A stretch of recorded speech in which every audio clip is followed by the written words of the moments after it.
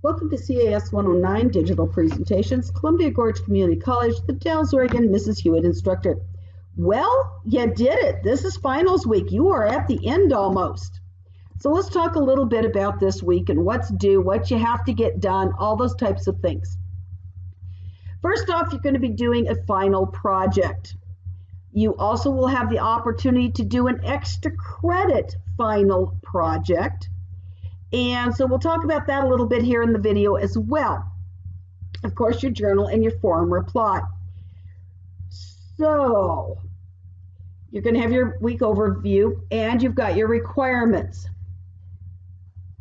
So basically, you are to create a PowerPoint that is at least 15 slides long, your topic of choice, obviously college appropriate, that shows your mastery of the use of PowerPoint and the application of design elements. In other words, you want to put in all the appropriate bells and whistles. Now, just because you know it doesn't mean it's an appropriate one. So make sure you think about that. And you want to create that wow factor. When I view it, I should go, wow, look at that. What an excellent job. Oh, isn't that pretty? That's really nice. I do suggest you use your own images, your own videos, your own audio files. Most of you have smartphones, and if you don't personally have one, you probably have access to somebody, family, friend network that has one they'll let you use long enough to make those and email them to yourself. However, if you have to use internet for things, then make sure you include the appropriate copyright. That means you will give the URL. It may be down in the notes section at the bottom, but you will give the URL. You will include a sources page then as soon as you start doing things from somebody else. And any images will have the URL, the location you took it from, right on that slide near the image. That is the law. That's what you have to do to meet copyright. Now, if you're republishing it, i.e. you're making it for the internet, you are showing it at, the neighborhood barbecue, church group, Boy Scouts, Girl Scouts, whatever it might be, then it becomes public and it falls under a different set of copyright laws than if you're making it for classroom use, either as a teacher or in your case, as a student. So you are under the classroom use right now, which means you can take 2 or 3 things per basically document page and use them as long as you are citing sources. So that's why it's so much easier if you just use your own stuff. You don't have to mess with worrying about it. So what am I going to be looking at when I grade? Well, obviously, I'm going to grade you down if you used other people's material and you didn't cite sources. Also, if you only put your sources at the end and you didn't put them on the slide, you didn't give the URL actually on the slide near the image, those types of things will definitely be a score lowering situation. You need to have a minimum of 15 slides. That does include your title and your ending slide. It shows your knowledge of PowerPoint tools and features. So you've used the appropriate tools and enough of them that it's very obvious you know what you're doing in PowerPoint. It incorporates the elements of design. It's not gaudy, it's not overdone, it's not underdone, it doesn't have clashing colors, things are on the screen appropriately, easy to see, easy to read. Please don't overlap text and pictures or 2 text boxes or things like that. Move things appropriately so you don't have stuff on top of each other. Every once in a while I get somebody that'll create something, and I don't know if they just don't put it into presentation mode and look at their project when they're done, or quite what, but they've got stuff that overlaps and it doesn't look good, it's hard to read, it's hard to see, and it doesn't meet any of the design element types of things that we're working on. Appropriate bells and whistles. I want you to show me the wow factor. I want you to show me that you know more about PowerPoint and how to use it appropriately than, say, somebody that's just finished high school, took a CS 133, you learned some cool things in, but not as much as you guys have learned in this class. You need to show me the bells and whistles. And it needs to be obviously proofread, polished, professionally designed. It's something that if you were being hired by a company to produce or asked to produce for an annual meeting or whatever it might be, you could be proud to turn in to the boss or the person that asked for it. Basically, if you're between the 80 and 100 points, you will have successfully demonstrated your mastery of the concepts. 70 to 79 is adequate. I mean, it's a C, basically.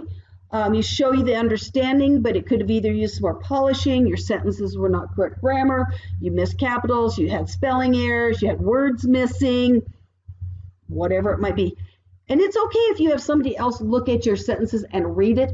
It's so easy for us to fill in words that are missing because our head just does it as we read it because we know it's supposed to be there.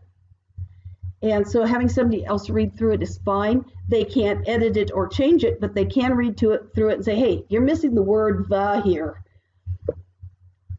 And then if you get 69 or lower, you did not meet the benchmark of where you needed to be for the assignment. And obviously, the lower it goes, the less credit you get, to the point there's no credit, and or you did not submit any work. Now, one thing I want you to be aware of is this is coming in basically Saturday night on the final weekend of the class, which means that Sunday, you know what I'm going to be doing. I'm going to be grading. If for any reason you have an issue with your presentation, that 69 type thing or worse, then I will get a Moodle message to you. And if you are watching your messages as I'm asking you to do that day, then you will know that there is a problem and you can get back online and get busy and fix your problem and upload it again. And if I send that type of email, I will open the link to allow you to submit a correction. If you're not watching your email or you plan that day with 1,000 things to do and you don't have time to be bothered watching your email and finishing it up, then you'll lose out on that opportunity. And it may impact whether or not you pass the class, to be honest, because 100 points is a lot of credit. And once I posted on the CGCC grade website, it's pretty much a done deal. Once that class is finished and it goes and it puts it as completed, the grade is what the grade is, and you weren't watching. So please be watching until I post grading is finished. I have to have it done by Monday at noon because I have to post the grades no later than that. So you know what to be watching for, and off you go. Have a grand time with this part of the project. And what else do you need to do? Extra credit. I said we'd talk about that.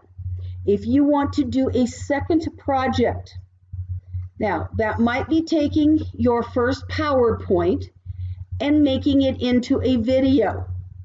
So you turn the PowerPoint in as a PowerPoint, and then you create the video we learned about last week, and you turn the video in for the second part for the extra credit points.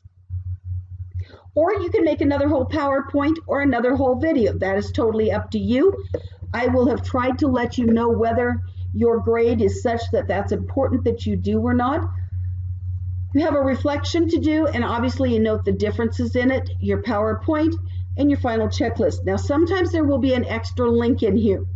That extra link is a CGC required course evaluation that gets done every, few years, every year, every couple years, whatever. They tell me when.